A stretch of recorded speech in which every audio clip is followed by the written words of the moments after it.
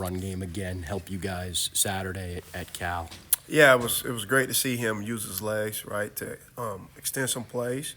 And that's what we talk about, right? When we're kind of moving the ball, staying ahead of changes, he's able to get us a first down or two or three a game, right?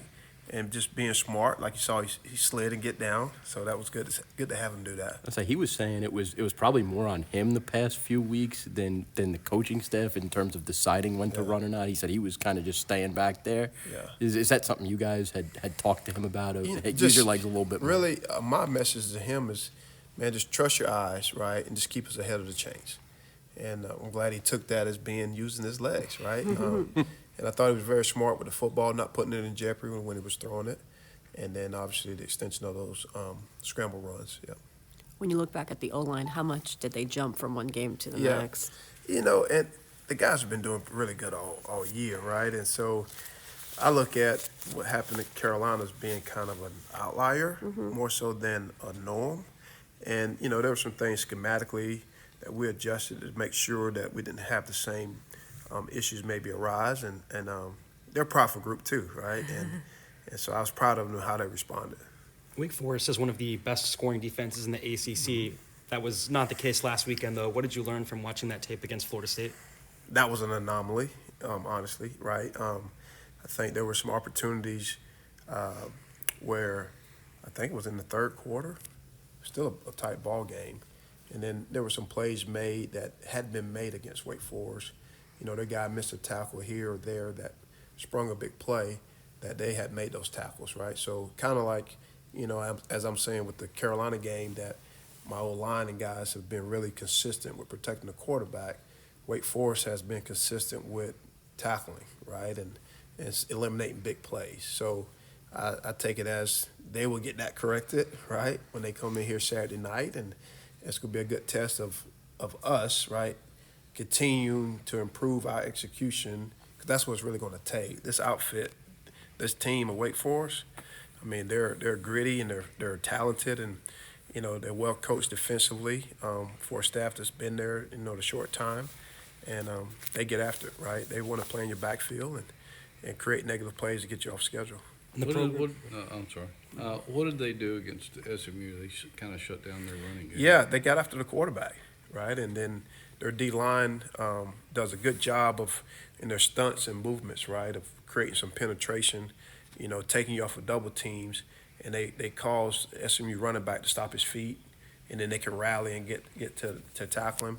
I think they did a good job of containing the quarterback, the way he couldn't extend with his legs and different things like that. And then, some of their cover structures, how they, disguise and rotate some of their cover structures caused a little confusion too. That I just felt like SMU's quarterback really got in the rhythm, right? And that's a big piece of our success for Saturday night is, continuing Chandler's right play from last week and even improving it and improving as an offensive unit. I thought our first half was pretty good, pretty decent, right? And then there was some lacks there in the third quarter. We had opportunity, up 17-7, right? We missed a field goal before the half. We got it down there in about 40 seconds to try to kick a field goal, missed the field goal, came back out in the second half, had a great field position, right? Defense got a stop. We got the punt return. I think we were somewhere on the 30-yard line roughly there. And, two really inefficient plays offensively put us in a third and long or third and medium type deal. Made the decision to go for it, the fake field goal, which I love, right, in that deal. But we just came up with no points. So when you look at those two possessions, right, all things go well, right, you add another 10 points, it's 27-7, and you're in real good control of the game. And but fourth quarter, right, as shown, our guys just stay in it, stay resilient, and we find a way to win games. So, but yes, we got, in order for Wake Forest, on Saturday, we're presented with that opportunity. We really need to make sure we capitalize, and scoring in those opportunities to give us, the chance to take a lead. This will be the fifth home night game this season. That's the most in program history. Does it energize the offense at all to get under the lights at home? I mean, this week is really great, right? Because I'm just looking at the wear of the guys. We went out to Cal, right? It was hot out there, hotter than we all expected, and it was a turf game. We got back here, probably 3 in the morning. So guys probably didn't get to bed 4:30.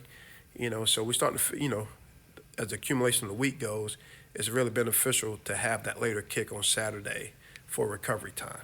That's what excites me. Make sure the fellas are recovered, right? Now, for the fans and everybody else, yes, it's awesome, right? Night game, because they have been really electric out there, these past Saturdays that we've been at home. But from my standpoint, it's more so the fellas get a little bit more recovery time. Jamari hit the 150 carry mark on Saturday. What's he done to stay on the field? Yeah. He hobbled on and off a few times Saturday. What's he done to stay let's on knock, the field? knock on some wood right here, but I just think goes back to his off-season preparation, right? And the benefit of him being here with us in January, right? And getting the nutrition and the strength and conditioning, and he's a worker too, right? He's kind of one of those guys first in, putting in the work. And then, from the playing standpoint, yes, he delivers some things, but he's also been able to elude some hits and tackles as well. Because when he pass protects, it's pretty physical. And you saw that on Saturday. That was a big help to the O-line, too, because when they blitzed us, he was in there stoning the guys in protections. So, the old saying is you just play the game with passion, not worry about getting yourself hurt. Typically, you don't get hurt, so. Eli Wood had some big moments there, and I know you guys call him the glue of your Yeah. wide receiver room. How big is having that in that? I'm happy for competition? Eli because he does a lot, right? We ask him to block and do some things similar like with Jaden Thomas, right? And he's on special teams. He's a guy that can play all 3 positions in the receiver room, right? The fellas love him. I love him. So to see him have the opportunity, and right, and honestly, in that third quarter, I'm sitting there like, man, where's Trail? It's like Eli's in the game. I say, well, that's great, but where's Trail, right? And obviously he was, dealing with his cramps and having to get the IVs. So we didn't have Trail for the whole third quarter. And then Eli, he didn't skip a beat with Eli being out there and playing in that Z position.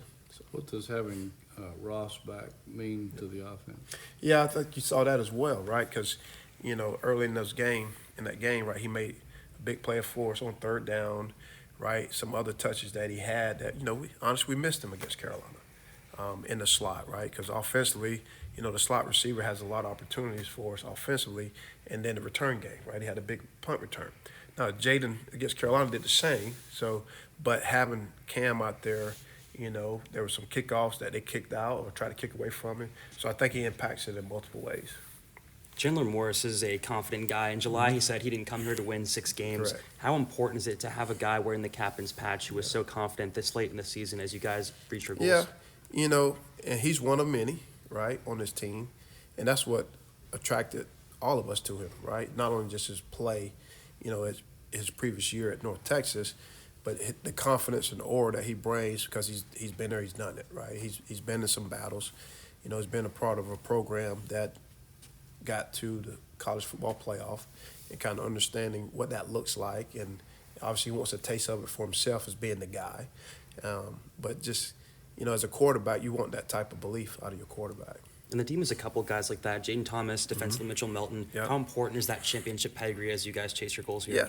Well, our leader's a championship pedigree and Coach Tony Elliott, right? So, and he has a lot of wisdom and knowledge that he's sharing, not just with the players, but the staff and kind of managing and handling these type things. But for those guys to have experienced it themselves and now in the locker room, the coaches can say one thing up here on the second floor, but when you're in the locker room and those guys can kind of reinforce that, right? That's just great culture, great team of buy-in from everybody.